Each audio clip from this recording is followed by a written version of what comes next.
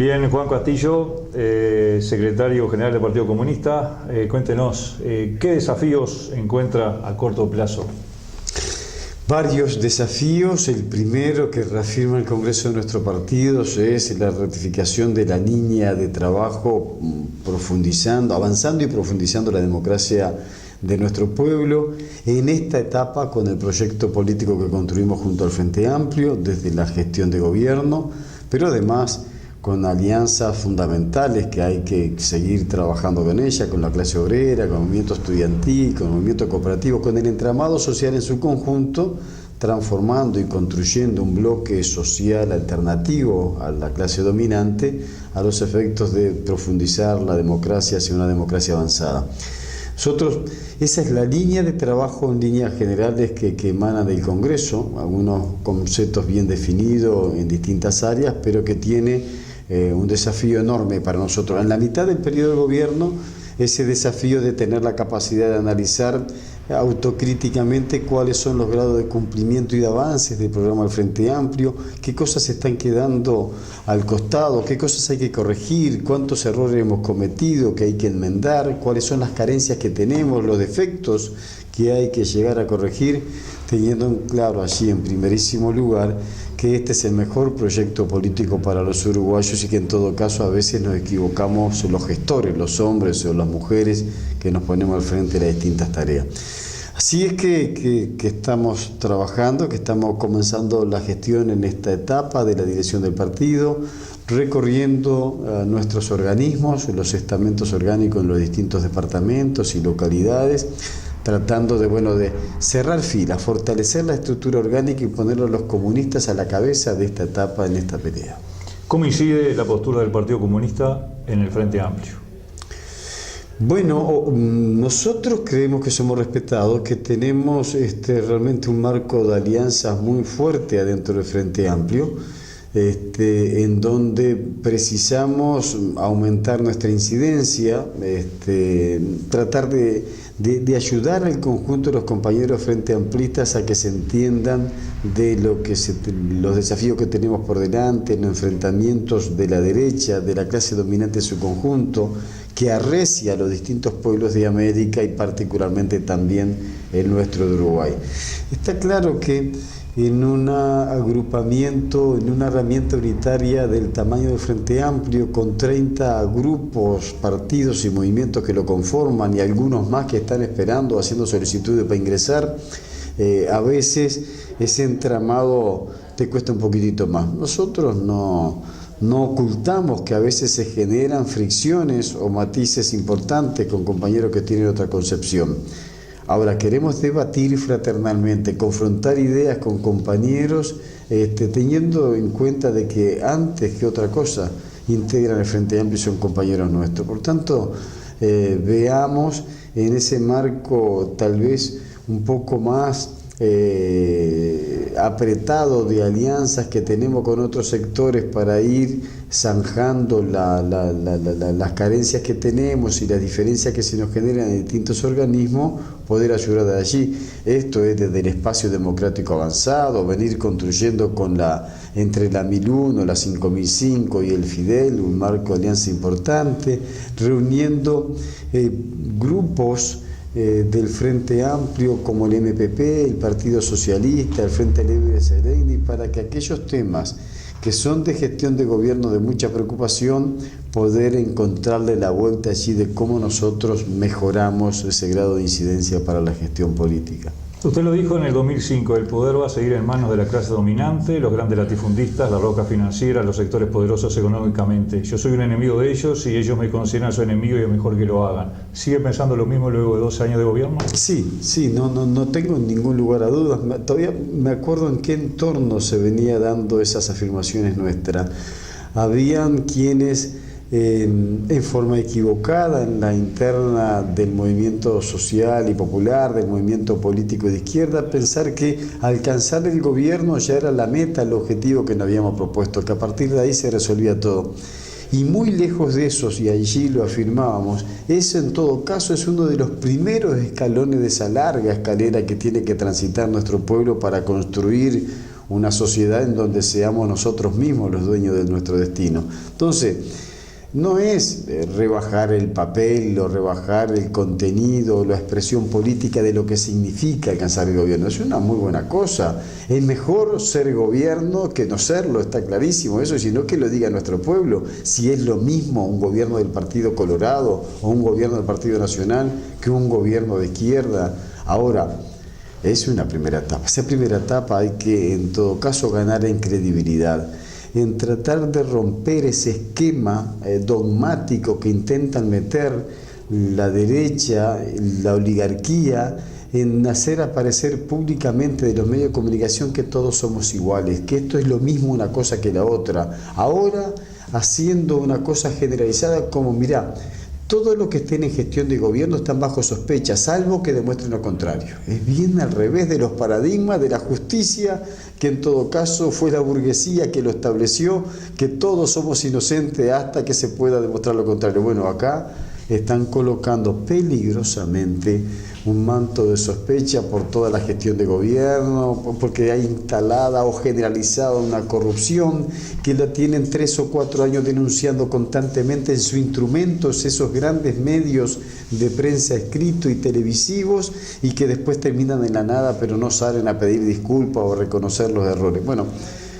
contra ese poder del capital, contra ese poder de las clases dominantes, lo que hay que utilizar, lo que hay que trabajar, lo que hay que desarrollar es ese bloque alternativo. Ese es el espíritu militante de nuestro pueblo y de sus organizaciones sociales y políticas para salir a defender un proyecto distinto, una forma de hacer política distinta que objetivamente genere las condiciones para un plano de mayor equidad social y de justicia social. Usted hablaba de credibilidad. Un estudio hecho tiempo atrás manifestaba que quizás el político con menos credibilidad hoy por hoy fuera el propio vicepresidente de la República. ¿Qué reflexión, qué lectura hace de lo acontecido con el vicepresidente Raúl Sendic con el paso del tiempo en este mismo momento? Bueno, tal vez vaya a saber acá, en el medio, en mitad de un proceso que se está desarrollando de distintas denuncias, algunas de investigaciones parlamentarias, otras de denuncias penales, una escalada que no lo deja ningún día en paz de los medios de comunicación en torno a la figura del vicepresidente. Veamos por un lado cuál va a ser el resultado final. ¿Y qué tal si al final de todo diga, bueno, miren, en realidad no se descubrió nada, en realidad acá estamos frente a errores de conducción o errores de gestión o errores administrativos, vaya a saber, pero bueno, no hay ninguna otra cosa?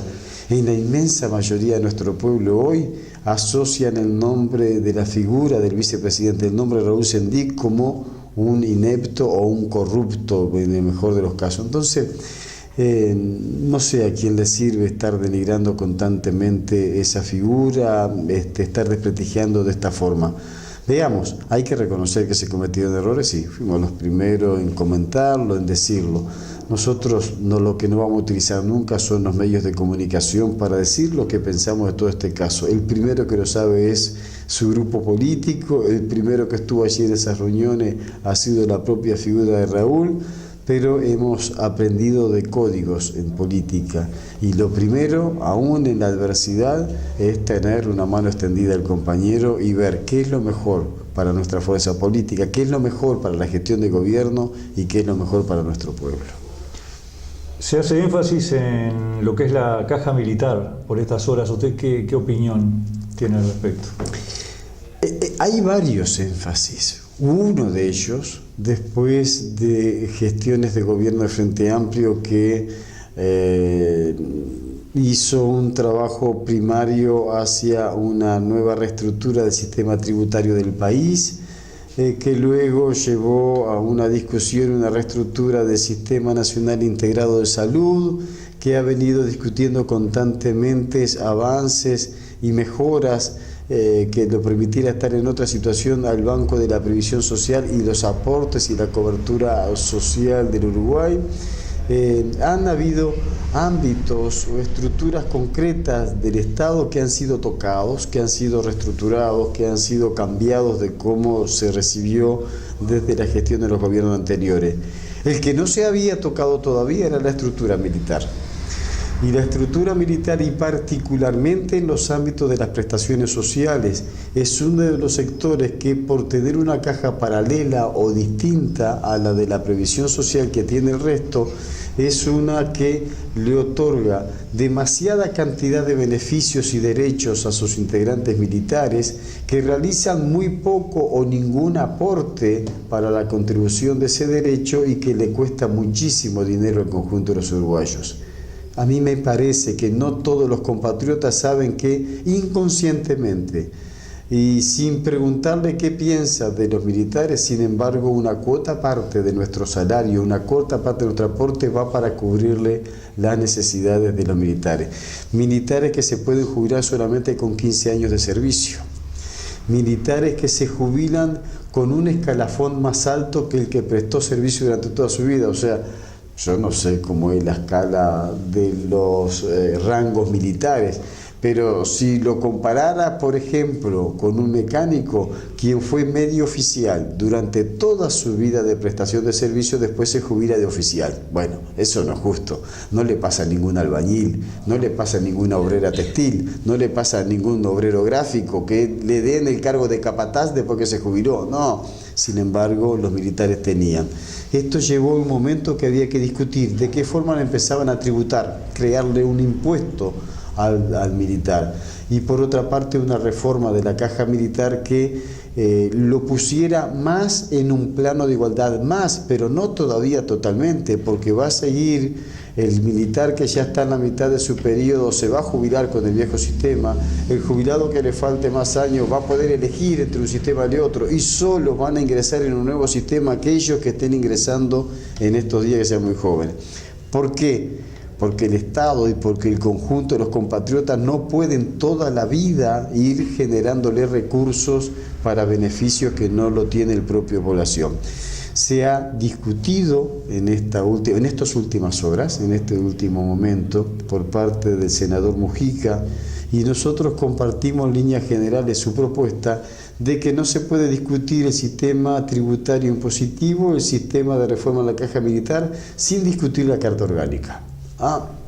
Parece una cosa interesante que tengamos que tener en cuenta, porque el senador Mujica nos explicaba lo siguiente. Dice, mirá, nosotros ahora vamos a tener un gran debate, una discusión interna, nos va a colocar esto en jaque dentro de la opinión pública, vamos a tener seguramente la reacción como se están expresando algunos de los mandos militares en contra de que le quiten algunos beneficios que, claro, ustedes se imaginan a un general tocarle ahora un peso con lo que se jubilaban los generales de nuestro país, pero dice, vamos a hacer un debate, una discusión que va a determinado tiempo durar, porque después van a seguir creciendo la cantidad de oficiales y vamos a tener un problema 5 años después. ¿Por qué no discutimos ahora la Carta Orgánica? Vamos a discutir cuántos generales precisa el Uruguay.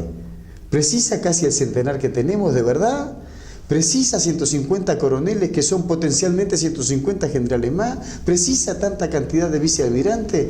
A ver, tenés una flota marina que desgraciadamente no puede salir muy lejos de la costa a navegar porque se pueden hundir. Tenés una flota de navegación aérea que en realidad está bastante dificultoso que puedan volar.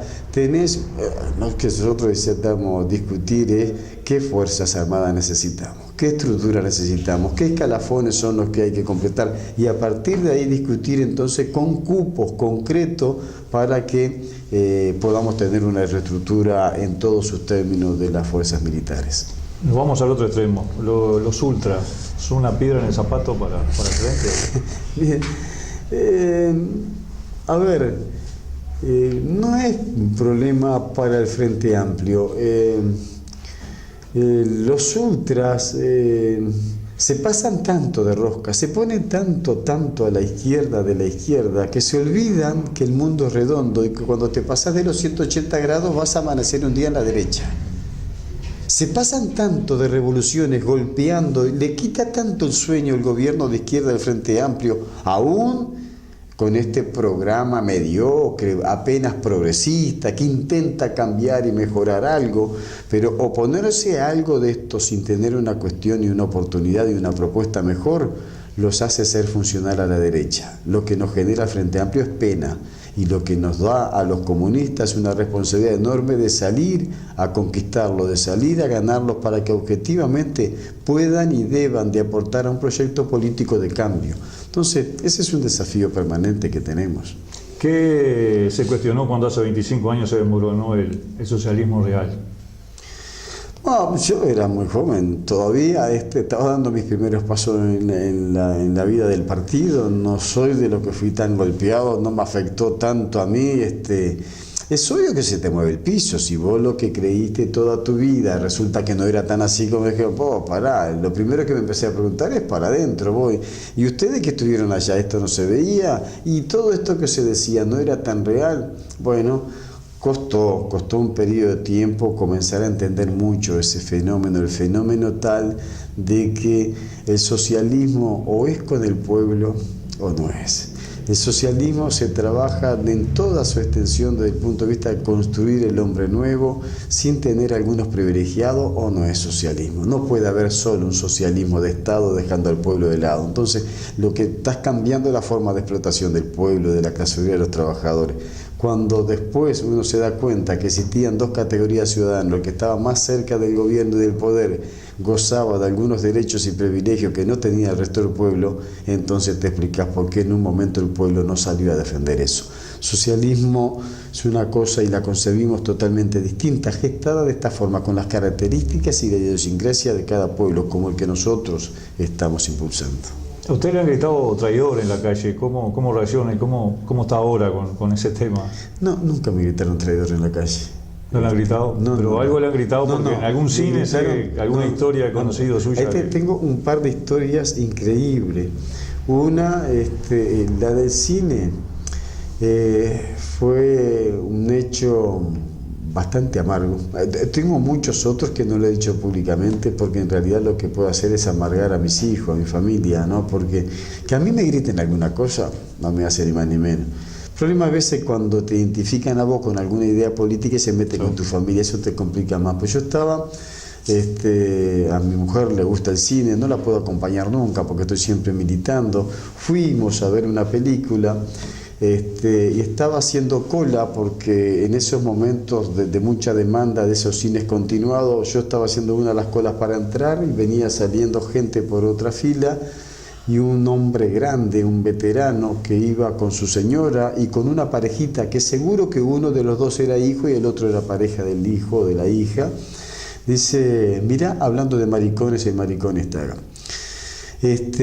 Porque la película se trataba de un drama parecido a ese. Entonces, ¿a santo de qué te tenés que fumar esas cosas? Yo no lo conozco al tipo. Está claro que salir, enchastrarte, insultarte a vos, que sos una persona pública, es muy fácil. De un ilustre desconocido que pase y te grita cualquier cosa. Yo no aguanto nada, no tengo por qué aguantarlo. Y reaccioné, sí, se armó una piñata, salté porque yo de estas cosas tengo sangre en la vena, nunca, de guapo nunca le gané a nadie, más bien siempre cobré, ¿no?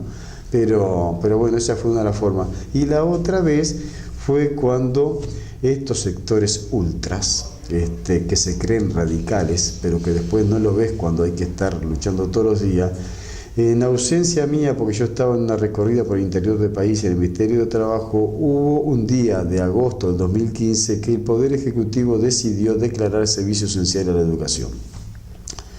Yo estaba en Juan Lacase, porque ya se venía dando toda la situación que terminó con el cierre de la industria del papel.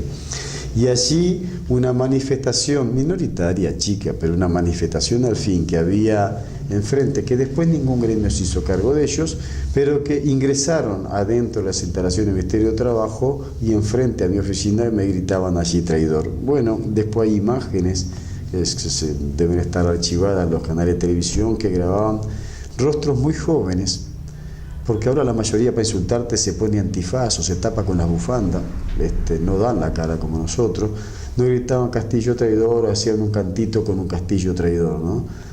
Yo creo que fui el único de la gestión de gobierno que me manifesté públicamente en contra de los servicios esenciales y dije que si eso se iba a aplicar yo renunciaba del gobierno. Sin embargo, me tuve que ligar algunos cantos y eso también te duele, te molesta, te jode. Pero bueno, después todo tiene explicación y la explicación siempre es de autocrítica. Esto pasa porque somos tan pocos, los comunistas tendríamos que ser más, generar conciencia de eso, porque seguramente el que fue a insultarme, a gritarme, primero que no me conocía, segundo no hizo la milésima parte de lo que yo hice para cambiar esta sociedad y tercero, capaz que ahora está tomando mate mirando un teleteatro. Usted hablaba de los hijos. Seguramente si yo hablo de un político, los hijos están acomodados para el general de la gente, ¿no? En su caso no es así. Me gustaría que cuente un poco la historia, que creo que vale la pena también. No solo que no es así, mira, cuando el Frente Amplio gana, primero, me sucedió lo mismo cuando ganó el Frente Amplio de la Intendencia de Montevideo. En la previa teníamos tal entusiasmo, tal, que vos escuchabas todo en mi comité de base de mi barrio, en el Cerro, el comité de base se llama el Cerro No Olvida, ¿no? Ahí en el comité hasta nos distribuíamos las tareas. Si llegamos a ganar las elecciones con la intendencia, vamos a salir nosotros a limpiar las calles, vamos a levantar los basureros, vamos a pintar los árboles, vamos a pintar los cordones. Y vamos a hacer todo nosotros, no precisamos de los municipales. Ganamos la intendencia, no encontrás ni al loro después, ni a los municipales. Esto es una cosa brutal. Pero bueno, no pasaba. Nosotros después teníamos compromisos. Si llegábamos a ganar el gobierno nacional, teníamos que remangarnos porque era nuestro gobierno, teníamos que demostrar que podíamos. Muchos se quedaron en el camino. Es más, algunos, como los del 26 de marzo, trabajaron todo para ganar las elecciones y antes de que asumiera Tabaré ya se habían desembarcado, se habían pasado para la otra lista. Sin embargo, nosotros tuvimos la posibilidad en la práctica, yo era militante sindical, pero mi mujer, que no tenía trabajo, no hacía nada, se ofreció a trabajar voluntariamente en el MIDES porque el gobierno del Frente Amplio iba a crear un ministerio para atender la emergencia social que había en el país. El país tenía el 30% de la población empobrecida, pero tenía un 15% de la indigencia, pasando hambre y miseria. Entonces, se iba a crear un ministerio, pero tenía solo la voluntad política, no tenía local, que se lo cedió en préstamo el BPS, un local en Uruguay y Río Branco. No tenía ministra, ni había antecedente de ministra, nombró a Marina Arismendi al frente del ministerio, y no tenía funcionarios, tenía que pedir funcionario en comisión o actitud de ciudadanos voluntarios que en forma solidaria fueran a trabajar. Yo no sé cuánto lo hicieron, de lo que después nos criticaron. Mi mujer se anotó como solidaria, le hicieron un contrato de trabajo solidario, como que no iba a reclamar nada después de trabajar. Tuvo 5 años trabajando en el Ministerio de Desarrollo. Y una vez el diputado Gandini salió a decir, para tirar lodo contra el gobierno del Frente Amplio, que entre ellos estaban acomodados todo el mundo, como la mujer del dirigente del presidente Juan Castillo, que no sé cuánta plata ganaba en el Ministerio de Desarrollo. Mirá, pasé ese diario ese día, llamé por teléfono primero al Parlamento para saber si estaba ahí en el despacho. Estaba, fui hasta el despacho sin pedir la audiencia, me anuncié en el despacho, él lo debe recordar. Pedí para pasar y dice, no, pero tío audiencia, yo quiero hablar con él. Entonces pasé, entré, me ofreció sentarme, yo no tenía ganas de sentarme y le dije que me explicara qué era eso lo que estaba diciendo ahí. Bueno, son datos que me dijeron, pero ¿vos lo comprobaste estos datos que te dijeron? No, yo tenía una fotocopia del contrato solidario, se lo dejé arriba del escritorio, se lo tiré arriba del escritorio y le dije que se ratificara. Tenía una indignación brutal porque vos tenés actitud, no importaba si era mi compañero o quien fuera, pero actitud desprendida de quien no tiene ningún otro objetivo atrás que ser solidario, pero parece que a alguno le cuesta entrarle en la cabeza que se puede ser solidario con la población cuando ésta necesita sin pedir nada a cambio. Entonces, bueno, esas cosas me molestaron. Luego, la que todavía hasta el día de hoy no he resuelto. El hecho de trabajar y militar tanto contra la dictadura o en el movimiento sindical, defendiendo los derechos de los trabajadores, tener un hijo tuyo trabajando fuera del país no es lo mejor. Y mi hijo era un adolescente y estudiante de economía y trabajaba en una estación de servicio, era el encargado de pistero de una estación de servicio y siempre, bueno, papá, ahora que ganó el Frente Amplio, que están todos tus amigos, y él veía que hablaba con naturalidad con Tabaré Vázquez y con naturalidad con Bonomi, que iba a ser el ministro de Trabajo, y que en casa pasaban casi todos los que él después veía en la televisión, y dice, ahora conseguimos un trabajo. Ahí le tuve que explicar que nosotros no éramos así, que llegábamos a la política para cambiar la concepción, que no era solamente un problema de discurso, que no iban a haber tarjetas para repartir, que él tuviera que pensar que lo mejor que yo podía hacer, que se ganara un puesto de trabajo por las de él y no por ser hijo de nadie, porque yo cuestioné toda mi vida eso y lo iba a dejar muy expuesto. Mi hijo no lo entendió.